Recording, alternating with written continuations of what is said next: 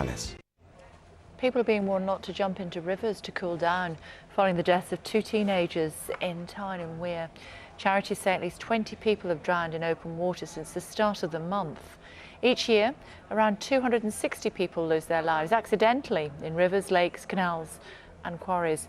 That accounts for 60% of the total number of water deaths in the UK. Neil Drinkwater is a senior guide at the holiday company Swimtrek. He joins us live from our central London studio. Now, you're hot and you're bothered and you're flustered and you think, oh, I'll just have a quick dip and I'll cool off. No. No, I mean, that's the danger we're faced with at the moment because of the lovely weather we're having. And open water swimming can be very refreshing and it's a lovely experience, but you've really got to be very, very careful and treat it with a great amount of respect. What are the main concerns? What are the main dangers lurking beneath? Well, one of the things you really, unless you know the local tides and the local currents of the body of water you might want to jump into, unless you know about hidden structures beneath the water or the foliage, you really mustn't be getting into it. I mean, any unlifeguarded stretch of water, you know, you've got to be extremely aware of what's going on. Otherwise, it's really not a safe place to be. OK, so what sort of guidance and advice can you offer people? Is there any circumstances where it is acceptable, it is safe to get into open stretches of water to cool off? Yes, I mean, as long as you do know what the local conditions are and the local tides and the currents, and there isn't a lot of boat traffic, you know, and you haven't been drinking. Alcohol is a big no-no with swimming. They don't mix at all.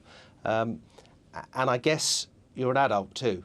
That makes a big difference. You would be able to enjoy something, you know, to do with the water. You never dive or jump in is another top bit of advice because you don't know what's lurking beneath. But you know, gentle slopes to get into the water. But if you're uncomfortable, then stay within your depth. I think we're generally talking about people who haven't probably had open water swimming experience before. Is that in some way different, having that extra experience in open water rather than being able to swim in a swimming pool? What are the differences? Well, I guess there are people around the country who open water swim all year round in certain stretches of water. I mean, for example, I'm a member of the Serpentine Swimming Club just along the road here. So we're aware of the water, we know it very well, and we're in there every day. And that's quite different from just the other stretches of water which may not be swum at all, and they may not be swum for very good reasons. What are the attractions of open water swimming? It gives you a sense of freedom. You're away from the enclosed environment of the pool with the associated chlorination, and you feel very close to, I mean, without wanting to use a cliche, very close to nature.